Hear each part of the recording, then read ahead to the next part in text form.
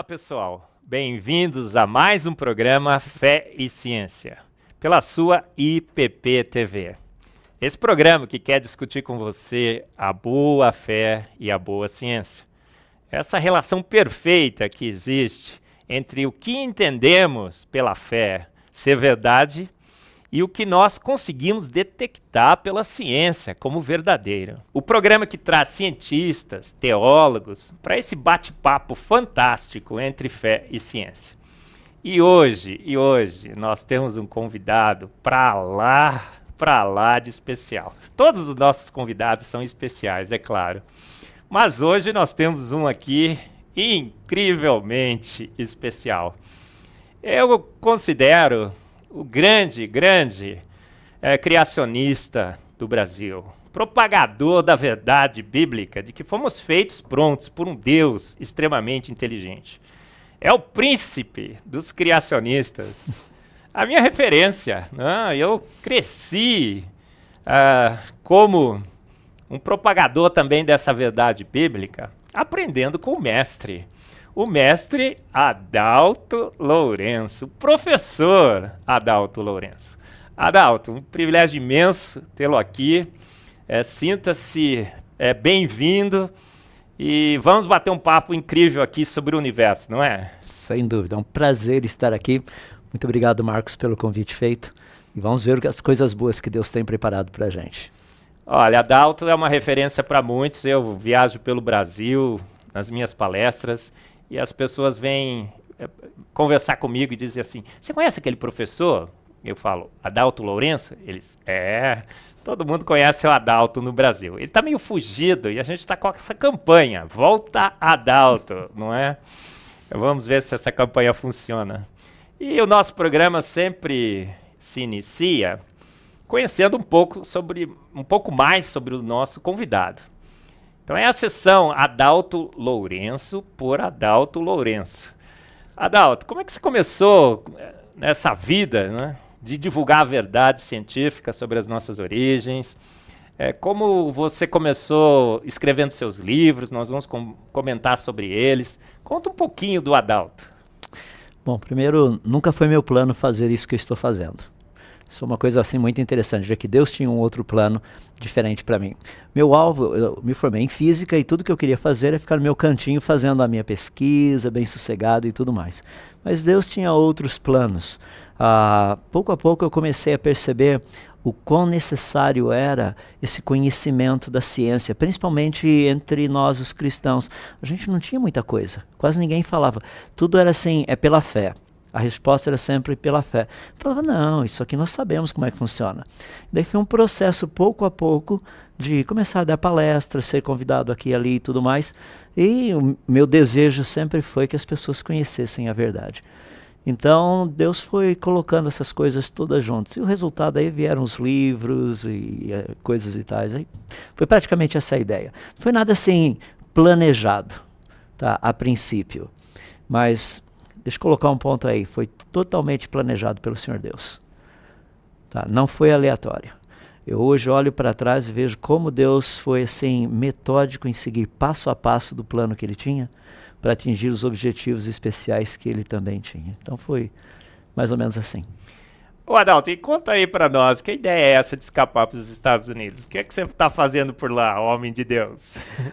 Olha, parte do meu trabalho de pesquisa aqui no Brasil foi voltado para a área, assim, mais com empresas.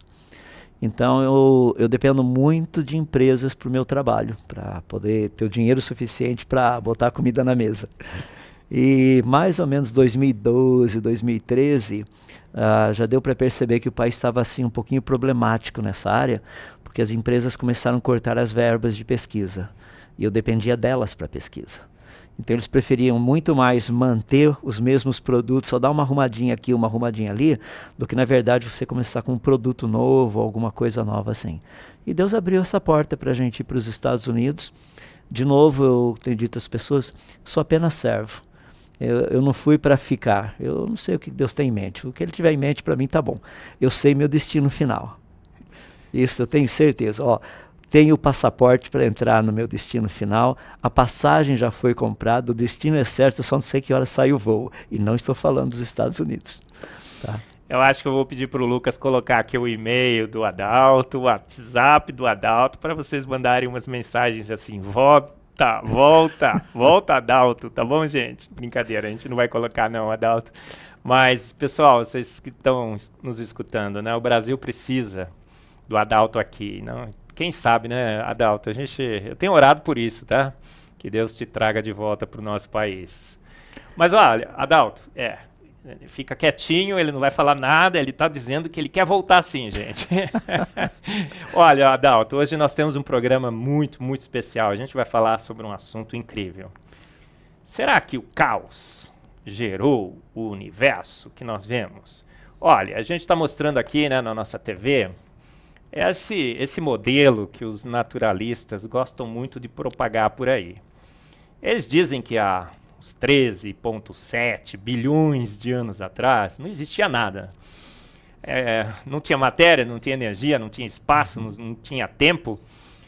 Tinha nada então, né? Então o nada pegou o nada para nada por nada e bum, do nada fez o tudo.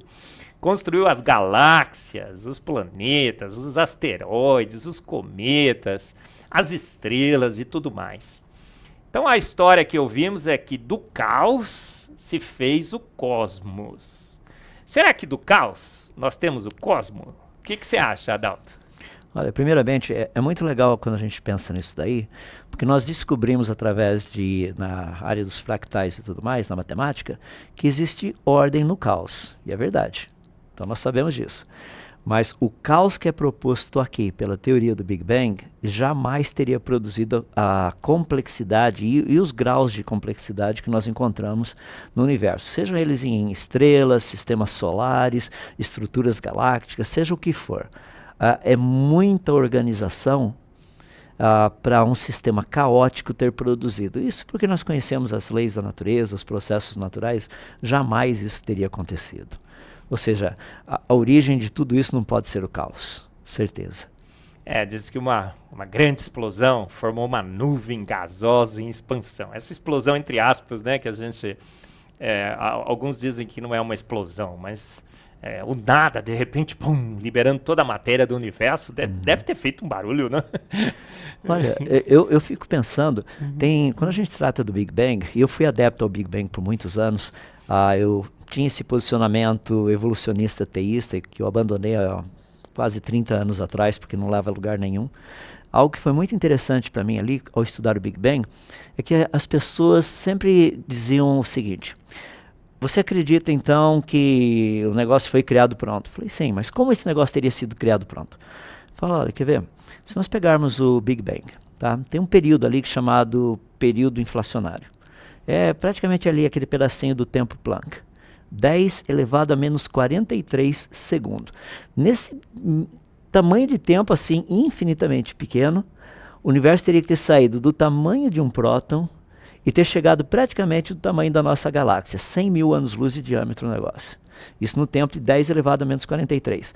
Se você fizer a continha, você vai perceber que radiação eletromagnética ali dentro teria que ter literalmente expandido a uma velocidade de 10 elevado a 60 km por segundo. 10 elevado a 60. Nem o teu pensamento é tão rápido. Ou seja, como explicar um negócio desse jeito? Ou seja, isso parece mágica.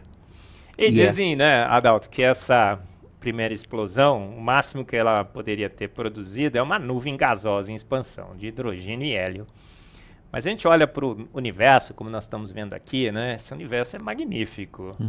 Tem estrelas coloridas, de tudo quanto é cor. Tem estrela azul, amarela e tudo. Eu até brinco nas minhas palestras, né, Adalto? Só não tem estrela verde. Você sabe por que não tem estrela verde, Adalto? Rapaz, vamos lá. Porque o Palmeiras não tem mundial, né, Adalto? É uma brincadeira com os palmeirenses. Nem corintiano eu sou, né? Eu torço pela Ponte Preta querida, a mais amada do Brasil. Não sei que time que você torce, né, Adalto? Eu sou um bom santista. Santista, né? Olha lá. Ser de Santos. E um universo magnífico, magnífico. galáxias, planetas, o sistema solar extremamente organizado. E você trouxe aqui sua apresentação, Sim. né? Eu que vou passar para você primeiro, agora fica contigo. Eu quero fazer uma pergunta para você. Outro dia eu tive até um debate sobre isso, né? O pessoal disse que eu não entendo de gravidade, os ateus... O Francisco Quilmento, meu amigo hoje, disse o seguinte, é a gravidade de Eberlin, ele não entende. Gravidade de Eberlin. E você acha que gravidade formaria as estrelas? São 2 trilhões de galáxias, o último número que eu tenho, você deve ter até números mais atualizados. 100 bilhões de estrelas, aproximadamente, em cada uma dessas galáxias, de 2 trilhões. Eu digo que a gente nem sabe contar quantas estrelas tem. A Bíblia diz que elas são incontáveis mesmo. Aí, te fazer essa pergunta, do caos ao cosmo, será que uma nuvem gasosa em expansão tem forças nesse universo? Tem processos? Daria para formar esses trilhões e trilhões e trilhões de estrelas? O que é que você acha, Adalto? Olha, a resposta é um não afirmativo. O que vocês estão vendo aqui é o Sol, tá? E nós temos uma sonda em volta do Sol, a Parker, tem feito um trabalho espetacular nos ajudando a entender um pouquinho mais a respeito dessa estrela próxima da gente. Primeiro que quando você tem gases no espaço, a tendência deles é de dissipar, não é de literalmente passar por um processo de compactação. Principalmente uma compactação tal que produzisse algo como uma estrela. Isso não faz sentido.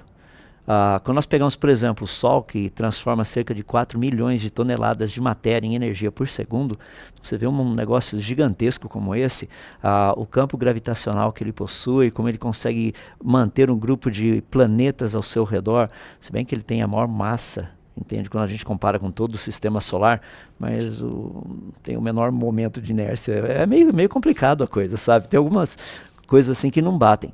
Então, quando nós olhamos isso, respondendo a pergunta, seria um milagre nós encontrarmos uma estrela funcional no universo. Isso seria um milagre, seria algo assim que qualquer cientista ficaria impressionado. Agora, o número de estrelas no universo atual, tem uma discussão a respeito disso, mas o mínimo é certeza que seria 3 vezes mais do que o número de grãos de areia de todas as praias e todos os desertos. Agora, para e pensa. Achar uma única estrela funcional já seria algo impressionante. Achar um número como esse de estrelas funcionais seria mais ou menos assim. Imagina que nós saíssemos por aí e encontrássemos um carro, um único carro. Como será que esse carro teria vindo à existência? Entende? Com todas as suas partes funcionando assim, mecanicamente, com uma precisão incrível. O negócio funciona. Você liga o motor, ele vai, anda, muda a marcha, freio, todos esses negócios. Então a gente poderia até imaginar que um carro teria sido fruto do acaso. Seria difícil acreditar, pela complexidade dele e tudo mais. Agora, quando você pensa uma frota de veículos, dizer que todos eles surgiram por acaso, o que eu estou dizendo é o seguinte, quando nós olhamos o universo, você vê uma quantidade absurda de estrelas, perfeitamente funcionais. A gente pega, por exemplo, o Sol, as características que o Sol tem, porque ele é a nossa estrela. Se ele fosse pouquinha coisa diferente, não teria vida por aqui. E mudando assim pequenos fatores, não daria para falar de todos eles aqui, mas só, por exemplo, se você mudar um pouquinho a temperatura, já era. Se você mudar a frequência de luz específica que ele emite, já era. Ou seja, é muito específico. Daí as pessoas chegam e falam assim, mas é por isso que vida existe. Eu falo assim, isso é muito estranho. Muito estranho. Porque você está dizendo que a vida é o resultado de um negócio perfeito. Entende? Então a gente vai ter que tomar um segundo passo a respeito disso, perguntar de onde vem então esse negócio perfeito que conseguiu produzir vida nesse planeta. O Sol é incrível mesmo, né, Adalto? Eu falo nas minhas palestras, aprendendo um pouco com você, assisto as suas para falar um pouco sobre física com um pouco mais de propriedade. Estudo bastante sobre cosmologia, porque o universo é magnífico. E o Sol, algumas coisas que eu estou me lembrando aqui, quero perguntar para você. Diz que tem estrelas que contraem, expandem, tem estrelas que explodem e tudo mais. O Sol é uma estrela muito nervosa, ou ela é calma, ou ela vai ser estável por muitos anos? É uma das características que o Sol tem, que realmente parece que ele foi ajustado, finamente ajustado para a vida. Eu vou deixar um pouquinho como lição de casa isso daí, tá? Porque eu gosto de fazer isso. O Sol tem um ciclo. Em uma época que ele, por exemplo, num determinado ano, ele começa a aparentar muitas explosões solares. Então você percebe esses pequenas coisinhas que estão acontecendo aqui. Daí ele fica muito agitado, muito turbulento. Daí ele vai se acalmando, acalmando, acalmando e praticamente o que você está vendo aqui desaparece. Daí pouco a pouco começa a aparecer de novo, mais e mais, e volta de novo. Deixa para você fazer uma pesquisa. Quantos anos isso demora? Tá, é bem legal. Dá uma olhadinha, são poucos anos, tá? Não são décadas ou centenas de anos, milhares de anos. Nada disso, não é bem rapidinho. Então, o Sol é uma estrela que aparentemente ela tem um ciclo muito bonito.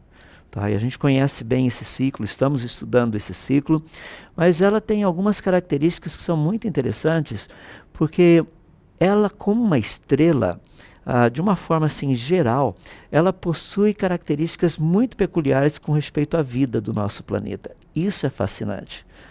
Mas como estrela, ela produz um montão de coisas que também são prejudiciais para a gente. Por isso que o planeta Terra tem que ter uma outra estrutura para eliminar esses prejudiciais que vêm, essas coisas prejudiciais que vêm do Sol. Então o Sol é um negócio assim fascinante. Muita gente olha para o Sol e fala assim, nossa cara, que legal, né? Quanto tempo o Sol tem? Então muita gente fala aí 4,6 bilhões de anos, coisas desse jeito. E daí a pergunta que muitas pessoas falam é a seguinte, mas e o Sol, será que ele um dia vai explodir, vai acontecer alguma coisa? Então o pessoal fala, ele está na metade da vida dele, então tem mais uns 4,6, 5 bilhões de anos aí pela frente. O negócio é que em 1987 nós vimos a explosão de uma estrela, Sanduleak, que era uma gigante azul e que não deveria ter explodido. Ou seja, na verdade, nós não sabemos quanto tempo a nossa estrela ainda tem pela frente. Mas que ela é fascinante, sem dúvida ela é. Ela é quase perfeita, né, Quase. Adalto? Quase perfeita. Porque ela tem essas explosões aí e o Sol emite o vento solar. E se o vento solar batesse na Terra, a vida estaria eliminada, não é assim? Então parece que é um conjunto muito bem ajustado. Fala sobre esse vento solar e essa proteção que o nosso planeta tem. Esse vento solar são partículas praticamente que saem do Sol e vêm na nossa direção. E quando elas batem na Terra, nós temos um campo magnético espetacular que nos protege de tudo isso. Só que esse campo magnético, se você olhar o planeta aqui, você vai perceber que as linhas desse campo magnético, elas têm lá Polo Norte, Polo Sul. Vou deixar de lição de casa também para saber se elas vão do Polo Sul para o Polo Norte ou do Polo Norte para o Polo Sul. Mais uma coisinha para você pensar. Mas no Polo Norte e no Polo Sul, existe a possibilidade dessas partículas que estão vindo do Sol entrar. Quando elas entram e batem com os gases da nossa atmosfera, produzem a aurora boreal e a aurora austral. Então você vê essas luzes magníficas nessas extremidades lá, tanto do norte quanto do sul. Dependendo da intensidade da explosão, as partículas entram com tal velocidade e com tanta energia, vou colocar energia de uma forma geral, que, por exemplo, a aurora boreal e a aurora austral, você conseguiria ver, no nosso caso, daria para ver até no Uruguai, Rio Grande do Sul, dependendo da intensidade das explosões que acontecem lá. Então é um negócio assim, bem interessante. O Sol é uma máquina fascinante para produzir isso. Mas tem um planeta que é finamente ajustado para funcionar diante de uma estrela que produz o que é necessário para a vida existir, mas que também produz toneladas de coisas que acabariam com a vida. Daí a gente fica perguntando, rapaz, como que será que pode isso? Eu digo nas minhas palestras, né, Adalto, que quem fez tudo isso é um exibido e um exagerado. Porque ele poderia ter dado um jeitinho no Sol para ele não emitir esse vento solar, mas ele falou assim, ó, eu não vou aqui usar uma solução fácil. Eu vou usar uma solução magnífica, espetacular, né? Eu vou mostrar que sou eu que sabe fazer. Esse campo magnético é fantástico. E no final, depois de todo o trabalho, eu ainda vou dar o meu show, a aurora boreal. Mas você falou assim que o Sol emite a radiação certa, infravermelho, ultravioleta e visível. Uhum. Então, o visível a gente entende, né? Vai deixar o planeta colorido. Ele gosta de colorir, não gosta? Demais. Demais, né? As estrelas são coloridas. E o colorido é uma faixa muito estreita da radiação eletromagnética. E os nossos olhos enxergam perfeitamente o colorido. Mas o ultravioleta tem uma parte do mal, né? Que é o ultravioleta de maior energia. Parece que a gente tem uma outra proteção no nosso planeta Terra. Que seria essa proteção? A gente está todinho protegido, né? Olha, dá para a gente abrir assim, expandir de uma forma geral para várias desse tipo de proteção. Por exemplo, a nossa atmosfera, ela possui certos gases na quantidade certa, na proporção certa e o tipo certo de gás para estar lá, para servir literalmente como um sistema de proteção para todos que vêm lá de fora. Deixa eu assim dar um exemplo para ficar mais fácil um pouquinho para entender, é o que eu vou dizer depois. Um avião, quando ele está voando, bom, deixa eu voltar um pouquinho. Um avião, literalmente, os seus pneus, você precisa enchê-los com nitrogênio. A gente não enche com ar. Porque a 10 km de altitude, o que aconteceria? A temperatura é tão baixa que o pneu ficaria murcho e o avião, ao pousar, não teria condições de pousar com um pneu murcho. Por isso que a gente coloca nitrogênio. Então, quando você estuda a nossa atmosfera, você vê a proporção de nitrogênio que ela possui. Justamente para quê? Para que durante a noite, que é a parte fria, não tivesse assim um tipo de um encolhimento da coisa. Não somente isso, o ozônio que a gente tem na nossa atmosfera, tá? É um negócio espetacular para nos proteger desse tipo maluco de radiação que vem lá do Sol. É muito bem feito, muito bem bolado. O pessoal que gosta de estudar, por exemplo, o O3, é espetacular ver as características que tem em termos de absorção e coisas desse jeito. Rapaz, deixa eu colocar da seguinte forma. Qual seria a possibilidade de tudo isso ter sido por acaso? Sabe, a quantidade de gases que nós temos na nossa atmosfera, a proporção que existe dos elementos químicos que formam esses gases, o nitrogênio, o oxigênio e os demais, honestamente, eu paro e fico pensando, Marcos, é muito bem balanceado. Tá? Por que teria isso para proteger de radiação que vem do Sol na nossa direção? Para que isso? Atmosfera perfeita, composição perfeita, Não é? ultravioleta C, pega o oxigênio, transforma em oxigênio atômico. Aí eu falo nas minhas palestras, né? O O reage com o O, forma o nos protege do UVB, do excesso. E aí quando absorve a energia, o O forma o O mais O. É um show, né? Um O extremamente bem afinado. É uma música afinadíssima demais. Mas, Adalto, tem um problema em tudo isso. Eu não sei se você é herege como eu sou. Eu acho que sim, né? Nós somos os hereges dos hereges, né? No Brasil, né? Porque além de criacionistas, acharmos que Deus fez e fez fez tudo pronto, a gente também acha que faz pouco tempo que ele fez isso, não é? Você também é um criacionista de terra jovem? Eu sou. Deixa eu mostrar algumas coisas aqui que eu acho que vão ajudar um pouquinho. Aqui nós temos um pouquinho da Via Láctea, dá para a gente ver um pouquinho lá em cima, que você tem um pouquinho do planeta Terra. Então, quando nós olhamos o universo de uma forma geral, a pergunta sempre que nós temos é o seguinte: qual teria sido a idade dele? Então, tem várias coisas que nós olhamos que são muito legais. Então, aqui você está vendo um pouquinho da Via Láctea, um pouquinho da quantidade de estrelas que nós temos no universo. Aqui é só um pedacinho. Incontáveis. Incontáveis. Agora, imagine que cada um desses pontinhos que estão aqui, literalmente, seria algo parecido com o Sol ou ainda maior do que o Sol. Tá? Uma quantidade absurda. E esses pontinhos todos aí, literalmente, são agrupados em galáxias e estruturas galácticas. Então, vamos pegar partir para a resposta. Galáxias, elas estão girando. Tá? Então nós sabemos as forças, o movimento de rotação delas, então nós sabemos quais forças estão agindo. Seria mais ou menos como aqueles negocinhos que a gente usa para irrigar jardim, que fica lá girando. Tic, tic, tic, tic, tic. Tá? Então você vê a água espalhando, você vai perceber que tem uma certa similaridade com aquilo. Agora imagina um negócio como esse, que a gente conhece a velocidade, tendo essa estrutura ainda organizada depois de bilhões de anos. Rapaz, não faz sentido. Não tem como. Porque se o negócio era organizado no começo, faz pouco tempo que ele está girando, porque ainda não deu tempo de se desorganizar. Tá, isso é um fator muito importante. E se no começo ele não era organizado, ou seja, uma estrutura meio maluca, não teria virado isso nesses últimos 13,8 bilhões de anos que o pessoal tem proposto. Deixa eu colocar assim de uma forma bem simples, quer ver? Liçãozinha de casa de novo para o pessoal. Vale a pena. Olha que legal.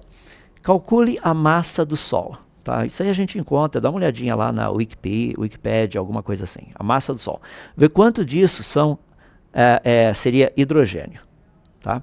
Daí você vai fazer o seguinte, ver quantos átomos de hidrogênio, portanto, existem no Sol. No espaço, a média de mais ou menos 3 a 4 átomos de hidrogênio por metro cúbico. Tenta imaginar quantos metros cúbicos seriam necessários para ter todo o hidrogênio necessário só para uma estrela. Rapaz, é um absurdo a coisa. Então, quando nós olhamos estruturas como essa, o que nós entendemos, até o que a ciência consegue explicar, que são estruturas prontas que estão se desfazendo.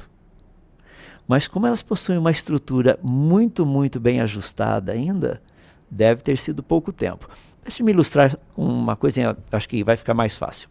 Quando nós olhamos estruturas assim, geralmente o que muitos cientistas têm dito é que tem muita matéria, energia negra e matéria escura nesse sistema. É por isso que ele ainda está organizado.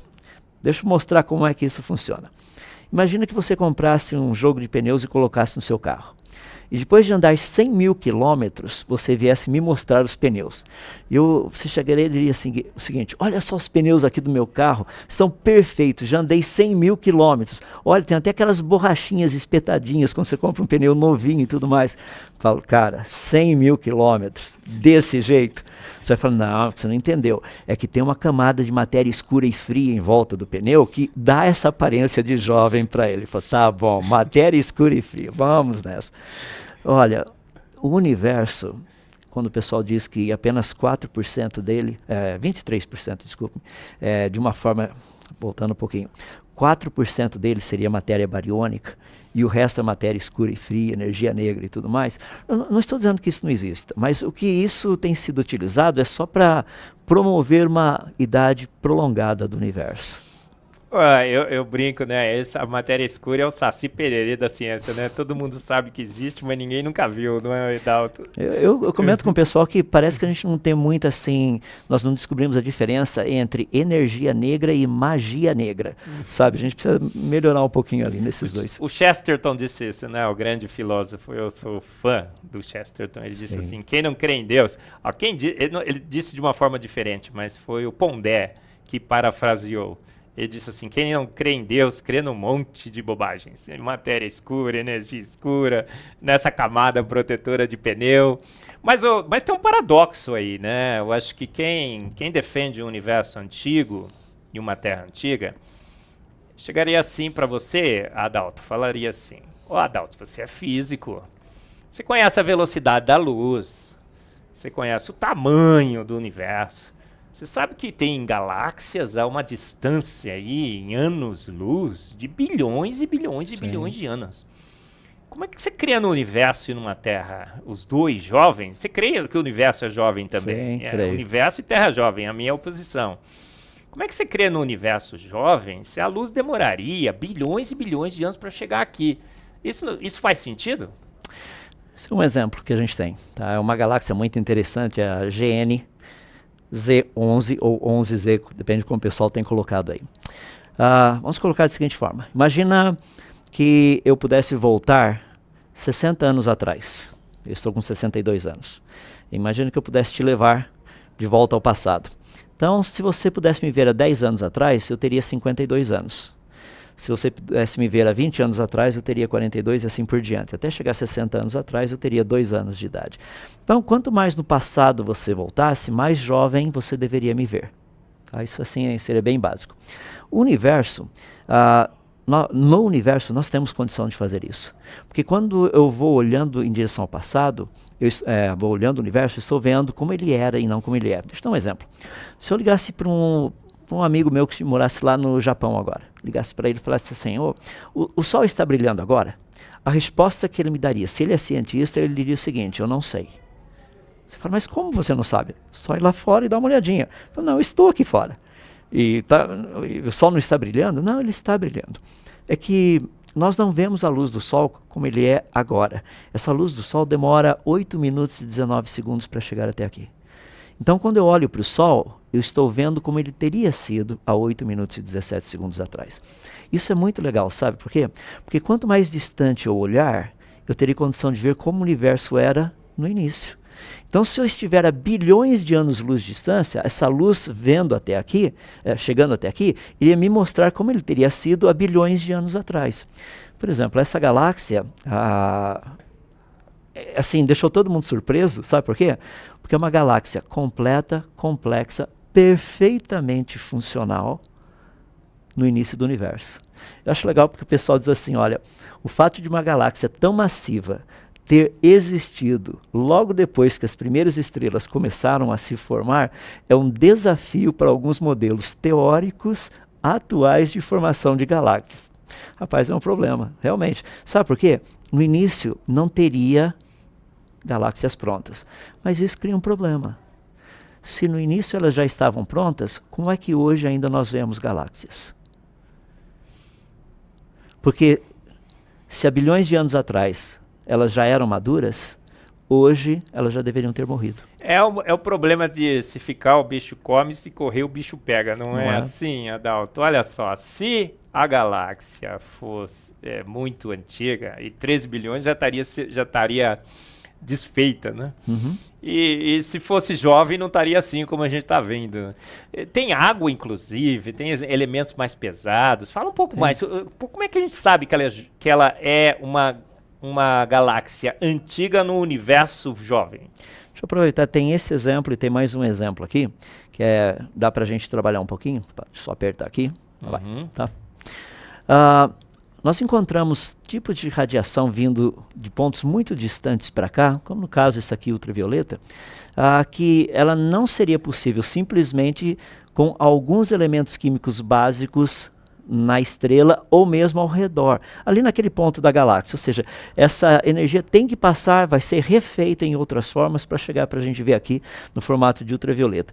O problema é que no universo, logo no seu início, não deveria ter isso. A mesma coisa que nós já encontramos, por exemplo, água no início do universo. Deixa eu pegar a água, que vai ser um exemplo mais fácil, mas isso aqui vai ser um pouquinho mais complicado. Então, deixa eu ficar com a água. A água era formada de 2 átomos de hidrogênio e 1 átomo de oxigênio. Pergunta, já tinha oxigênio logo no início? Porque precisa. Então as pessoas falam, não, mas para o oxigênio ter se formado, então tem que ter aquele processo de fusão nuclear nas estrelas e tal lá, então hidrogênio vira hélio, e o processo todo. Daí tem aquele ciclo conhecido como CNO, carbono, nitrogênio, oxigênio. Daí ali assim, daí começa a formar oxigênio. Bom, mas o oxigênio estaria dentro da estrela, não do lado de fora. E dentro da estrela você não teria água.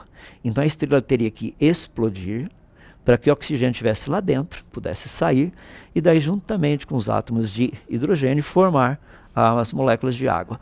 O problema é que a gente tem achado água numa quantidade tão absurda que, rapaz, precisaria quase que a galáxia inteira explodir para ter essa quantidade de água no início do universo. É muito interessante porque o artigo foi publicado em 2012 falando isso, diz o seguinte, que essa é mais uma evidência de que água se encontra espalhada no universo desde os seus primórdios. Isso aí não parece Gênesis capítulo 1, verso 2?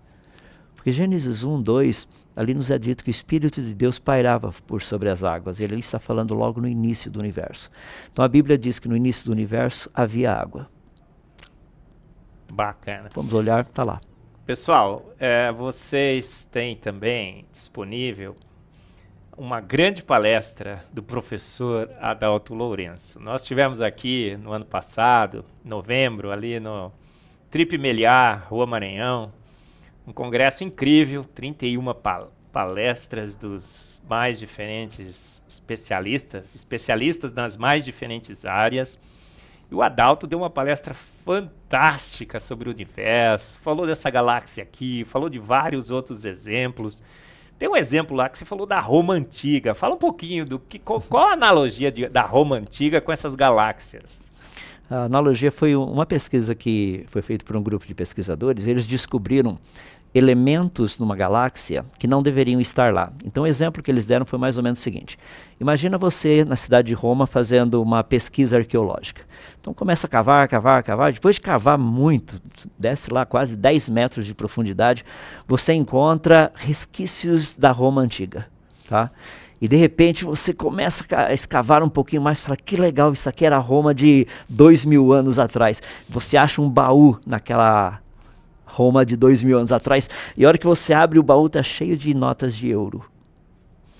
fala, peraí, isso não faz Algo sentido. errado que não está certo, né, Adalto? Correto.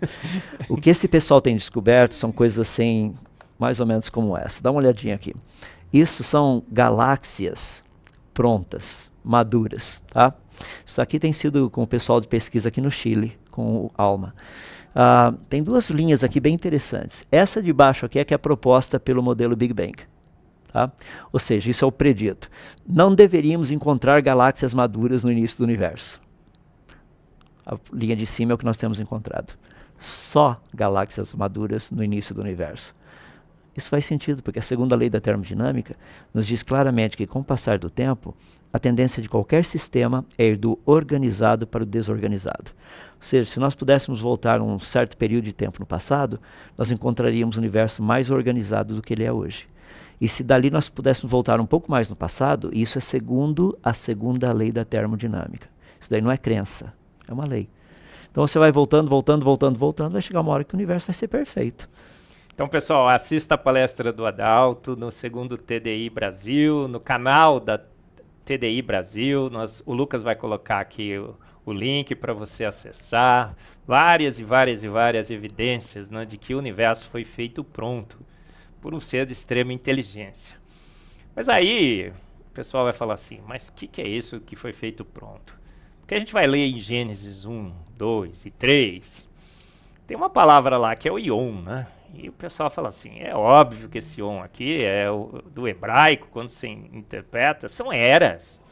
A própria Bíblia está falando que não faz pouco tempo, que foram milhões e milhões de anos. Porque para Deus um dia seriam 1000 anos um dia, olha só, e toda essa história. Você tem um livro, né, de Gênesis 1 e 2. Para você, Adalto, Ion é dia ou seriam eras? O mundo foi feito, pronto, por um Deus todo-poderoso em 6 dias literais? Ou ele fez lenta, devagar e sucessivamente? Deus é gente que faz, e faz bem feito, e faz pronto? Ou Deus é um Deus do devagarinho, como eu costumo dizer? O que você acha, Adalto? Não, eu não tenho dúvida de que os dias de Gênesis são dias literais, dias de 24 horas. Deixa eu me colocar por quê. A Bíblia não foi escrita em português e ela não foi escrita para brasileiros. Nós temos uma tradução. Então você precisa entender um pouco a língua. Deixa eu pegar rapidinho a palavra Yom, porque essa palavra Yom, na verdade, ela significa tempo, não necessariamente 24 horas. Pode significar também 24 horas. Mas na gramática hebraica, todas as vezes que a palavra Yom aparece com um artigo definido, significa dia de 24 horas. Por exemplo, o Yom da expiação, o dia da expiação. Não é um período, é o dia, um dia de 24 horas. Todas as vezes que também essa palavra Yom aparece com um numeral, por exemplo, no 23º Yom do mês tal, ou seja, está significando um dia de 24 horas também. E todas as vezes que essa palavra aparece com a expressão tarde, manhã, ela também significa um dia de 24 horas. Quer ver que interessante? Todos os dias de Gênesis terminam praticamente dizendo assim, houve tarde e manhã o primeiro, segundo, terceiro, quarto, quinto, sexto, Yom. Ou seja, Deus fez questão de colocar as 3 formas para ninguém ter dúvida que significa um Yom de 24 horas, um dia de 24 horas. Mas deixa eu dar 2 coisinhas para você pensar aí. O 4º mandamento é muito interessante. Deus disse assim, vocês vão trabalhar 6 Yoms. Rapaz, não aparece nem o artigo, não aparece o numeral, nem tarde e manhã. E agora, 6 Yoms de quanto tempo? Olha que coisa fascinante, como o texto é muito claro e muito preciso. Ele diz assim, vocês irão trabalhar 6 Yoms, porque em 6 Yoms fez o Senhor os céus e a terra. E então, parece que ele fez o universo no 4º dia, não foi? O Sol e as estrelas foram criados no 4º dia. E eu entendo assim, vê se você concorda comigo, Adalto. Ele falou assim, haja universo. E bum, houve o universo. Haja estrelas, e as estrelas todas, as incontáveis estrelas, que ele chama todas pelo seu nome, bum, surgiram no universo imediatamente. E constituídas nas suas galáxias. Então o nosso programa é fé e ciência. Parece que a boa fé bate com a boa ciência, não bate, Adalto? E tem uma razão disso, sabe por quê, Marcos? A Bíblia é o livro das palavras de Deus e a natureza é o livro das obras de Deus. Deus não iria escrever uma coisa num livro e outra no outro livro. O problema é que às vezes nós temos dificuldade de interpretar esses livros. É por isso que dá tanta confusão aí com o pessoal. Deus escreveu com seus dedos, né? Nas tábuas, né? Ele escreveu assim, ó, Sim. porque em 6 dias fiz eu, né? Fez Deus os céus e o mar e a terra e tudo que neles há. Sim. E no 7º dia descansei. É o próprio Deus declarando isso. Tem um ponto que eu tenho comentado com as pessoas. Geralmente, pessoas que levantam essa ideia de dias era ou de longos períodos de tempo, mesmo em Gênesis 1, 2 tem um período muito prolongado de tempo ali, eu pergunto a elas, qual seria a razão? Deus não teria condição de fazer isso? Normalmente a resposta é, não, mas a ciência já mostrou que não foi assim. Fala, como é que é? A ciência já mostrou que não foi assim. Só você poderia me dar assim, um pouco de referencial científico, sei lá, algumas publicações, algumas coisas assim. As pessoas chegam e falam, mas tem muitas e muitas e muitas. O que eu quero dizer é que a evidência científica aponta para um universo jovem. Quer ver? Só para o pessoal, vai para casa dar uma pesquisadinha. Tem muitas nebulosas que estão no universo que são resultantes de explosões de estrelas. Mas tem outras que não. E muitas delas emitem luz devido à altíssima temperatura dos gases que estão ali. Você tem um slide sobre isso, não tem, Adalto? Deixa eu voltar um pouquinho aqui. Isso. Olha aí. Tá aqui, como é que chama essa nebulosa? Isso aqui são os pilares da criação. Olha lá que legal. Teve um debate que o Francisco Quilmento mostrou, inclusive, esses pilares aí. Fala sobre eles, Adalto. Olha, primeiro, isso aqui é uma quantidade absurda de gases superaquecidos. Tá? O curioso é que eles estão num universo cuja temperatura média é de 270 graus abaixo de zero. Ou seja, há quanto tempo esse negócio está quente? Ou por quanto tempo ele ficaria quente? Só para ficar mais fácil para você entender, pegue aí na sua casa, pegue uma panela, coloque lá no fogão e deixe a água entrar, coloque água e deixe a água entrar em ebulição. Tá? Depois que a água estiver em ebulição, tira a panela dali e coloque em cima da pia. Dali uma semana a água estaria em ebulição ainda? Não. Por quê? Porque a temperatura do meio ambiente é mais fria. Ou seja, a água vai esfriar. Nós temos coisas aqui, uma temperatura altíssima, está emitindo luz o negócio.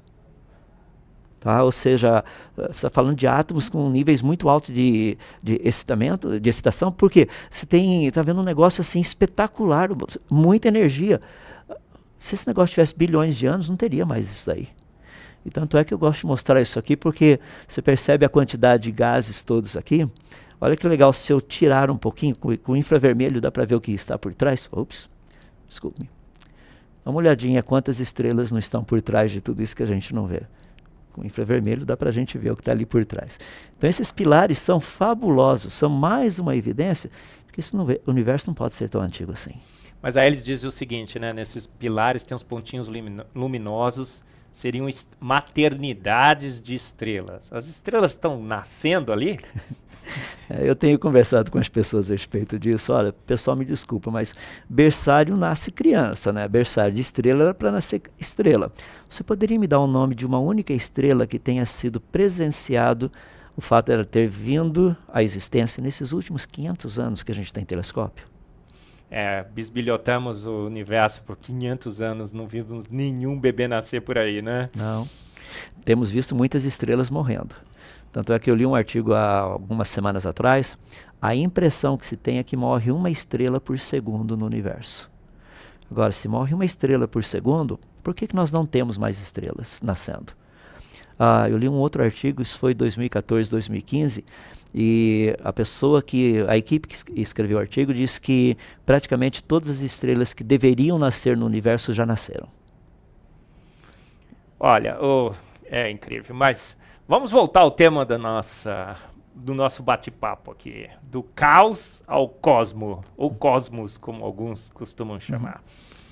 A gente vai nesse caos que deveria ser produzido, e a gente vê um sistema solar. E nesse sistema solar tem o Sol, tem a Terra, tem os outros planetas. Tá caótico mesmo aquele sistema? Ou será que funciona como alguns fazem uma analogia, né? professor Adalto, como um relógio, com uma sincronia absoluta, há evidências de que uma grande explosão formou um sistema solar? Ou a gente encontra algumas coisas um pouco estranhas nesse sistema? Você, como físico, cosmologia, que você gosta bastante, o que você diria? Olha, deixa eu começar dando um exemplo assim bem básico, tá? O planeta Terra é praticamente o único planeta que tem todos os elementos químicos da tabela periódica, os normais que a gente encontraria em qualquer lugar por aí, tá? Por que Marte não tem? Por que Vênus não tem? Por que só a Terra tem? Só brincando um pouquinho, não são todos eles farinha do mesmo saco? Ué, era para ter a mesma quantidade. Ou pelo menos ter os elementos. Nós não encontramos. A Terra é diferente de todo o resto. Você, por exemplo, a sonda americana, o robozinho americano que pousou lá semana passada, tá? Vai ser fascinante ver o trabalho dele, principalmente porque o lugar onde ele está, a cratera onde ele pousou, parece realmente ter sido no passado ter um delta de um rio, alguma coisa assim. Então eles estão à procura de vida, ou pelo menos alguma coisa que mostre que vida teria existido no passado lá. O problema é que Marte tem uma atmosfera que é nada parecido com a da Terra. Nada. Tem muito dióxido de carbono lá. Tá? Então muitas pessoas no passado ficaram tão animadas assim, falaram, que bom, sabe o que a gente faz? A gente vai lá para Marte, monta uma redoma gigantesca, leva plantas e essas plantas vão transformar o dióxido de carbono em oxigênio, daqui a pouco a gente muda o planeta todo. O problema é que Marte não tem campo magnético. Ele não consegue proteger organismos vivos da radiação que vem do Sol. Ué, por que a Terra tem? Vênus não tem. Mercúrio menos ainda. Não tem nitrogênio e oxigênio para formar a camada de ozônio, então ultravioleta, né, danoso. Passa direto. Outro dia eu vi eles falando assim, então em Marte a gente tem que cavar um buraco, fazer uma casa no buraco. Eu falei, gente, você iria para Marte? Você embarcaria na primeira expedição a Marte? Olha, se o alvo for não voltar, sim, não estou brincando. Quando a gente fala em termos dessas ideias todas de Marte, muitas pessoas têm mostrado o seguinte, será possível colonizar Marte? Eu imagino que até seja possível, mas não seria por meio de processos naturais. Porque Marte é um planeta hostil à vida. Entende? As suas características, a atmosfera. Eu mencionei o campo magnético de Marte, praticamente, se existir é 10 mil vezes menos intenso do que o nosso, se existir. Mas, Adalto, você está falando que a Terra é especial, ela tem um papel, uma posição especial no universo. Mas Carl Sagan, um dia, com a sonda Voyager, ela tirou uma foto do nosso planeta. Você lembra disso? Lembro. E aí Carl Sagan, que doutrinou gerações e gerações aí, né? 2 ou 3 gerações de homens e mulheres no ateísmo. Acho que muitos na mídia hoje, né? Tem um jornalista que eu sigo e às vezes comento, ele disse assim, o meu grande ídolo é o Carl Sagan. E ele disse o seguinte, olha só, que o homem na sua arrogância, Darwin disse isso também, nós somos arrogantes de pensar que a gente está num ponto especial do universo. Olha o planeta Terra. Um ponto azul pálido, insignificante, perdido na imensidão do universo. Carl Sagan fala que é um ponto pálido, azul, insignificante, perdido na imensidão do universo. Professor Adalto Lourenço, você concorda com Carl Sagan? Você ousaria desafiá-lo? Eu ousaria sim. Quer ver? Por que a nossa atmosfera é transparente? Se ela não fosse transparente, nós não conseguiríamos ver o lado de fora. Por que o Sol e esse sistema belíssimo de planetas encontram-se entre 2 braços da nossa galáxia, o que nos permite ver o que está em cima e o que está embaixo? Nós somos colocados num lugar privilegiado para estudar o universo. Nós temos uma atmosfera privilegiada para estudarmos o universo. O nosso planeta, ele está na distância correta da nossa estrela, para que vida possa existir. Nós temos planetas ao nosso redor, por exemplo, o planeta Júpiter é um aspirador de pó no sistema solar. Os que lembram aí do cometa Schumacher-Levy, há alguns anos atrás, produzindo aquelas marcas no planeta Júpiter. Ou seja, ele tem um campo gravitacional gigantesco, ele atrai coisas a si mesmo. O fascinante é que se Júpiter tivesse só um pouquinho mais próximo do Sol, ele seria um grande aspirador de pó para cometas e asteroides que estariam caindo no planeta Vênus. Mas Vênus não tem vida. Se ele tivesse um pouquinho mais distante a sua órbita, ele serviria como um grande aspirador de pó para cometas, meteoros, asteroides que estariam caindo no planeta Marte. Mas Marte não tem vida. Por que esse planeta serve como um grande aspirador de pó para o nosso planeta? Ou seja, será que foi simplesmente acaso? Percebe? São muitas variáveis que existem. Eu li um artigo há um tempo atrás, faz um bom tempo atrás, que diz que esse planeta possui cerca de 2 milhões de variáveis perfeitamente balanceadas. Olha, não pode ser um simples pontinho azul lá no meio do nada. O problema maior, e aí eu vou entrar naquilo que nós chamamos de cosmovisão, tá? Uma vez uma pessoa chegou para mim e perguntou o seguinte: você acredita que tem vida fora do planeta Terra? Eu perguntei para ele: e você, o que você acha? Ele falou assim: eu tenho certeza. Afinal de contas, você acha que Deus iria construir tudo isso aqui só para a gente? Eu falei: raciocínio errado. Deus não construiu tudo isso para a gente. Ele construiu para si mesmo. Ele construiu para o louvor da glória dele. Ou seja, nós somos agora participantes de tudo isso que ele criou. Mas ele não fez isso por causa da gente. Eu, por exemplo, lá na minha casa, eu tenho várias pinturas das minhas filhas. Nunca irei colocá-las no Museu do Louvre. Provavelmente eles nem aceitariam. Mas, sabe, por terem sido feitas pelas minhas filhas, rapaz, você não tem noção do valor que aquilo tem.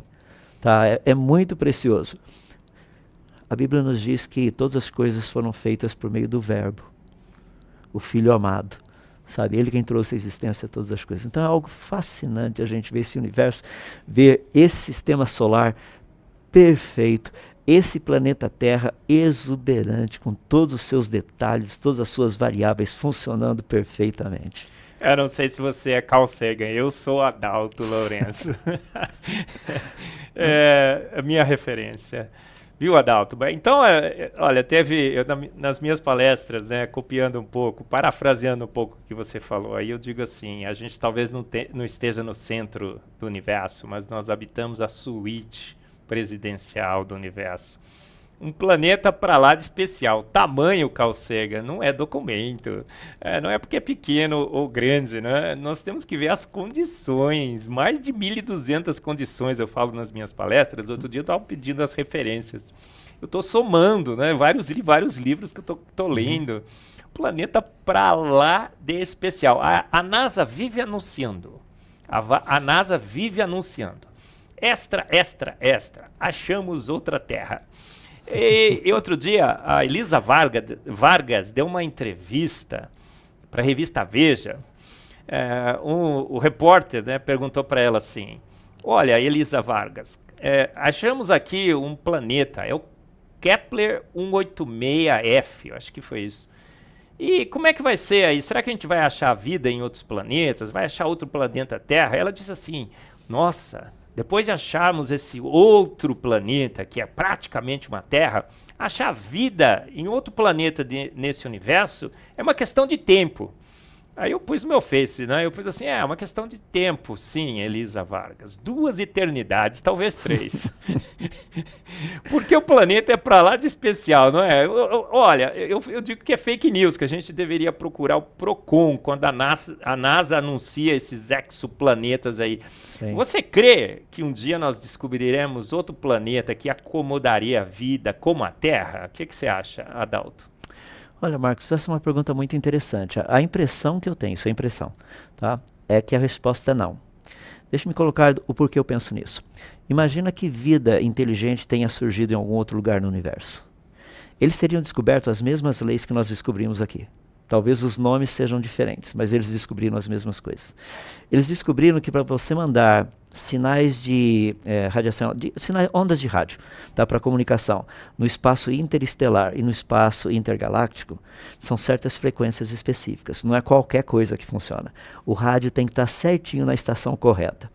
Bom, se tem vida inteligente lá, se tivesse vida inteligente lá fora, eles teriam descoberto essas coisas. E se isso tivesse ocorrido há muito tempo atrás, o sinal já teria chegado até aqui. E nós já teríamos ouvido isso. Ou seja, até o presente momento, nós não recebemos nenhum sinal vindo de fora que mostre, no caso, a existência de vida inteligente. Você fala, mas a gente não sabe. Claro que sabe, a gente sabe onde procurar. Por exemplo, se eu falar para você, por favor, regule o seu rádio aí para tal estação. Qual a frequência dela? Não vou falar a frequência aqui para não pegar nenhuma rádio específica, tá? Mas você vira lá certinho, é aquela rádio. É assim que funciona. Se você quiser a frequência de ET, a gente sabe, é só pegar lá e dar uma olhadinha. Então, nossa questão, o ponto principal, é o seguinte: será que existe vida biológica além do planeta Terra? Ou seja, será que existem planetas que teriam condição de sustentar vida biologicamente, como nós conhecemos aqui? Pela quantidade de variáveis perfeitamente balanceadas necessárias para que vida possa existir, a probabilidade é tão pequena, mas tão pequena, que nos leva a crer que nós somos os únicos no universo. Tem um livro que ele fala sobre, acho que aquele livro Planeta Privilegiado. Correto, né? Sim.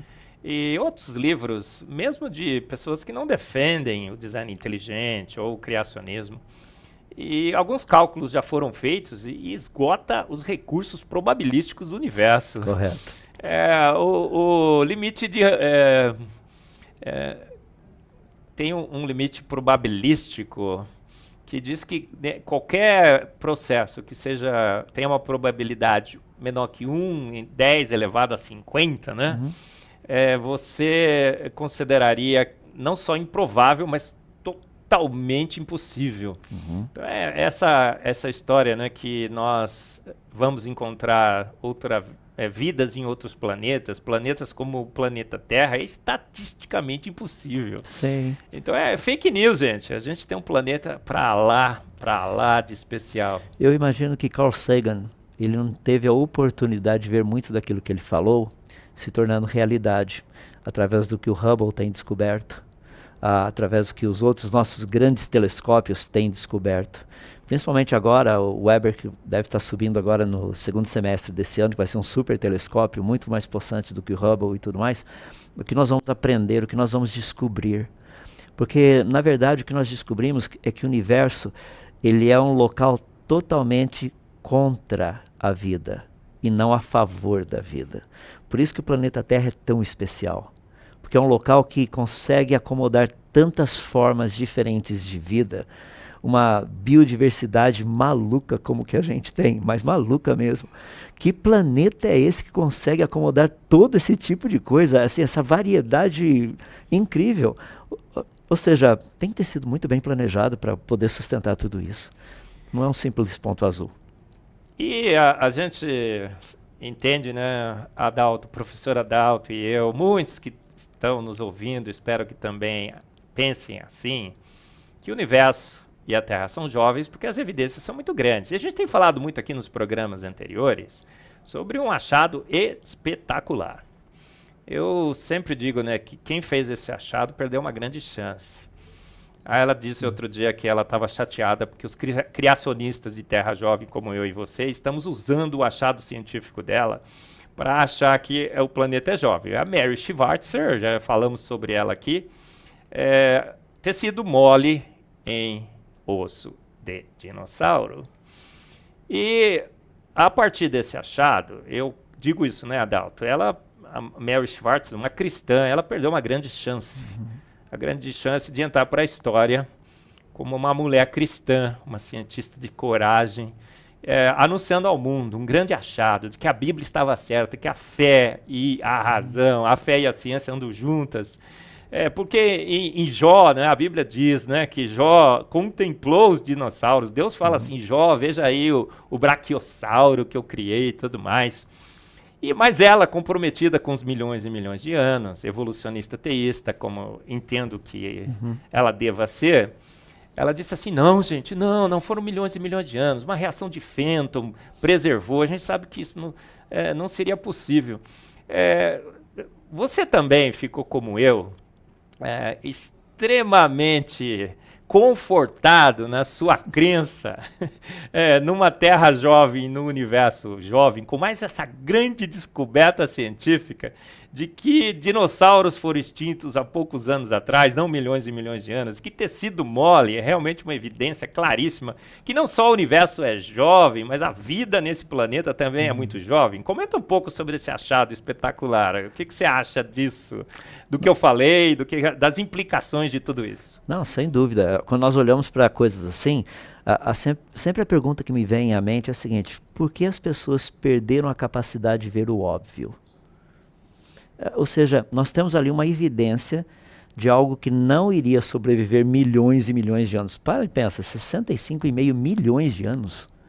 Ou seja, o pessoal tenta levantar um monte de ideias para fazer com que, não, isso aqui teria durado 65,5 milhões de anos. Deixa eu colocar da seguinte forma. Eu estava conversando com uma pessoa há pouco tempo atrás, e nós dois temos posicionamentos diferentes. Vou só colocar isso para dar um contexto no que eu vou falar. Ele não crê na existência de Deus. E eu creio na existência de Deus. O ponto é que nem ele nem eu conseguimos provar o nosso ponto. Ou seja, eu não consigo provar cientificamente que Deus existe e ele não consegue provar cientificamente que Deus não existe. Mas tem um ponto que nós temos um ponto em comum, sabe o que é? Nós dois estamos apostando. Eu estou apostando que Deus existe. E ele está apostando que Deus não existe. Eu até brinquei com ele, falei, como nós temos a mesma idade, mais ou menos 60 anos por aí, daqui uns 40 anos a gente vai saber quem está certo. Por quê? Se você estiver certo, a gente nunca vai saber quem estava certo. Mas se eu estiver certo, rapaz, você está lascado, você vai ter que dar um jeito daí, ver o que vai acontecer. Isso eu estou dando assim para um pano de fundo, sabe por quê? A evidência que nós temos em muitas áreas é que isso é jovem. Por exemplo, foi citado o caso do dinossauro. E diamantes que ainda têm carbono 14 dentro deles. Como que você explica isso? Meia-vida do carbono 14 é muito pequena. Em outras palavras, como o diamante é um sistema totalmente selado, você não tem nem ganho nem perda de carbono 14. O que está ali é o que estava quando o negócio foi formado. Agora, a gente data o carbono 14, pega diamantes, assim, extrapola tudo que dá para extrapolar lá, quase que destrói o método de datação carbono 14, aquela curva belíssima para você fazer o equilíbrio e tudo mais. Rapaz, a gente chega assim nos seus quase 60 mil anos. Olha, e tem outra evidência, né? Estive em Belém recentemente. O Márcio, um biólogo, ele tem um nome em alemão que eu não vou lembrar muito bem, mas se eu errei, viu, Márcio? Acho que é Frausberg. Eu vou trazê-lo aqui, ele vai participar de um Fé e Ciência com a gente. Ele mostrou evidência que todas as camadas sedimentares do registro fóssil já foram encontrados em todas as camadas do registro fóssil animais com tecidos mole. Não só tecidos mole, mas não só colágeno, células sanguíneas, mais de 14 diferentes tipos de moléculas, mas de DNA. Rogério Aventura esteve aqui com a gente, falou assim, gente, 40 anos aqui em São Paulo, umas ossadas, tinha DNA já destruído. São 65 milhões de anos, 65. E tecido mole e material orgânico em todas as camadas sedimentares. Parece que essas camadas sedimentares foram todas produzidas num grande evento nesse planeta. Que evento seria esse? Tem gente que acha que esse evento até inclusive foi meio localizado, né? Eu digo que Deus não criaria diques. Fala um pouco, você é como eu, outro herege que crê no dilúvio? Olha, não somente creio, como tenho estudado isso já há uns 20 anos. Deixa eu colocar uma coisa bem simples. Eu tenho muitas pessoas que chegam para mim e falam assim, você acredita que o dilúvio foi global? Não teria esse dilúvio sido só local? Falei, rapaz, se o dilúvio for local, eu vou abandonar a Bíblia e vou fazer outra coisa. Porque um Deus que pede para um cidadão construir um barco daquele tamanho, para colocar pássaro lá dentro, para um dilúvio local, misericórdia, esse Deus não é digno da minha confiança, esse Deus não conhece nada, não sabe nada. Pode parar com isso. E tem umas coisas que são muito interessantes, quer ver? Quando a gente pensa em termos de dilúvio, olha que coisa bonita. Noé soltou uma pomba. A pombinha saiu voando. Quanto que uma pomba voa durante o dia? Ela voa em média 1.000 quilômetros. É bem normal uma pomba fazer isso. Então vamos imaginar que a pomba que Noé soltou, ela tivesse viajado 300 quilômetros e voltado. Isso daí daria 600 quilômetros, tá? Então vamos pegar ali a arca na região do Ararat, vamos colocar a arca, a região do Ararat, e faz um círculo de mais ou menos 300 quilômetros em volta. Daí a pergunta que nós temos é o seguinte, quantas montanhas estão dentro desse círculo de 300 quilômetros? você vai achar mais ou menos umas 6 ou 7. Qual é a altitude dessas montanhas em relação ao nível do mar? 3.600, 3.700 metros acima do nível do mar. Você fala, rapaz, e a pombinha não achou nenhum lugar para pousar? Daí você pega uma outra área da ciência, que a gente usa as chamadas curvas ipsográficas, para você saber quanto de superfície ainda existe acima do nível do mar. Por exemplo, 100 metros acima do nível do mar. Quanto de superfície tem? 1.000 metros. Rapaz, quando você chega a 3.600 metros, só tem topinho de montanha. Ou seja, a pombinha não achou lugar para pousar? Percebe? Por que Deus fez questão de colocar na sua palavra que a pombinha foi e voltou? Para que ninguém tivesse dúvida que o dilúvio foi global. Agora eu comento com as pessoas, rapaz, você acabou de citar aí questão de fósseis, a maior parte dos fósseis que nós temos são de rochas sedimentares. Como é que você explica isso? Um negócio absurdo. Não somente isso, se você pegar, por exemplo, densidades desses tipos diferentes de fósseis, por exemplo, pega a densidade de um peixe dentro d'água, a densidade de um anfíbio dentro d'água, a densidade de um réptil dentro d'água, ou de um mamífero dentro d'água, ou até mesmo a densidade de uma ave dentro d'água. Eu brinco, pessoal, a lei do empuxo, né? Você pega, vamos supor, rapidinho, é mais fácil você carregar uma vaca fora d'água ou uma vaca dentro d'água? É dentro d'água. Ou seja, a lei do empuxo mostra que o peso dela no fundo é menor. Tá? Agora, se nós pegarmos essas densidades todas que nós temos aí, olha que interessante. Se você tivesse um dilúvio global, tá? Peixe praticamente tem a mesma densidade da água. Se a densidade fosse maior, ele só afundaria. Se a densidade fosse menor, ele só flutuaria. Os anfíbios têm uma densidade um pouco menor do que a densidade dos peixes dentro d'água. E réptil tem uma densidade menor do que a densidade de anfíbio dentro d'água. Mamíferos e aves têm densidades menores do que de répteis. Tá? Se você tivesse esse tipo de animais mortos, tá, no meio de muita água e muita lama, como você teria maré alta e maré baixa, você tinha na maré alta compressão de sedimentos, e na maré baixa você teria o contrário, teria diminuição dessa pressão e compressão de sedimentos. Em outras palavras, na maré baixa, o que tem densidade maior afunda. Na maré baixa, o que tem densidade menor sobe. Depois de algum tempo, qual seria a ordem? Peixes, anfíbios, répteis, mamíferos e aves. Ou seja, o que a gente está vendo é dilúvio, isso aí não foi evolução. E tecido mole em todas as camadas foram criados, foram formados, né, esses depósitos, esse registro fóssil recentemente. Gente, infelizmente o nosso tempo está acabando. Foi um papo super legal, não foi? A gente poderia ficar falando horas e horas com o professor Adalto sobre dilúvio, tantos outros assuntos. Ele vai precisar voltar. Eu sei que você está querendo que ele volte, a gente vai convidá-lo outras vezes. Mas a gente precisa terminar o nosso programa e eu queria terminar deixando o Adalto falar um pouco sobre os seus livros.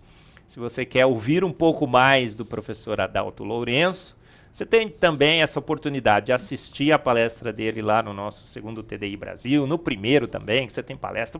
Adalto tem palestra para todos os cantos e todos os lugares que você entrar no YouTube. Ele tem agora um canal no YouTube que a gente vai estar colocando aí agora. Ele está gravando várias palestras e tem os seus livros. Fala rapidamente aí, você tem 1 minuto para falar dos seus livros, Adalto. Como tudo começou, trabalha com o criacionismo científico. Por que o universo e a vida teriam sido criadas? As evidências científicas. Gênesis 1 e 2, a mão de Deus na criação, eu trato do criacionismo bíblico, mostrando o que um físico pensa a respeito desses 2 primeiros capítulos. A Igreja e o Criacionismo trata dos 3 diferentes tipos de criacionismo, científico, religioso e bíblico. Como separar cada um deles? Tem mais um que eu escrevi chamado Os 10 mitos sobre o criacionismo. 10 áreas específicas, pessoas dizem, o criacionismo é religião. Não é. O criacionismo é isso. Não é. Tem outro que eu escrevi para crianças chamado O Livro da Triste História da Evolução. Todo ilustrado em forma de rima para pais poderem ensinar para os seus filhos a verdadeira história da evolução. E o último deles é o dilúvio em Gênesis, onde eu trato de toda essa narrativa bíblica do dilúvio, todos os detalhes de construção da arca, detalhes relacionados com outros relatos também falando do dilúvio em Gênesis, como colocar os animais na arca, espaço para tudo isso, de onde veio toda a água, para onde foi toda a água, como é que o planeta foi reconstruído depois, e a lista vai. Muito bem, pessoal, foi um programa sensacional, agradecer o Adalto Lourenço, www.universocreacionista.com.br. Está aparecendo aí para você acessar. Acesse o canal do YouTube do professor Adalto, leia seus livros, participe da nossa campanha Volta Adalto e assista também aos nossos programas que já gravamos de Fé e Ciência, os anteriores, essa já é a 5ª edição, os próximos, nos acompanhe nesse bate-papo fantástico da boa ciência com a boa fé. E aí, o que você acha? Do caos ao cosmo? Ou será que uma mente inteligente, né, Adalto? Extremamente competente, chamou à existência, o universo e a vida pelo poder exclusivo da sua palavra. Ele disse e houve luz. Não é assim que você entende? As considerações finais do professor Adalto, você tem uns minutinhos aí, minutinhos não, uns segundinhos para colocar as suas últimas impressões do nosso programa. Olha, primeiramente queria agradecer pela oportunidade de estar aqui, poder compartilhar um pouquinho, mas eu queria deixar uma pergunta para você. Minha pergunta é a seguinte: como você sabe que o que você sabe é verdade? De novo, como você sabe que o que você sabe é verdade? Festejando a presença do professor Adalto, a nossa referência no Brasil da defesa do criacionismo, da fé genuína, da ciência genuína, que mostra claramente que em 6 dias fez o Senhor os céus, a terra e o mar e tudo que neles há. Muito obrigado e nos acompanhe nos nossos próximos programas. Até lá!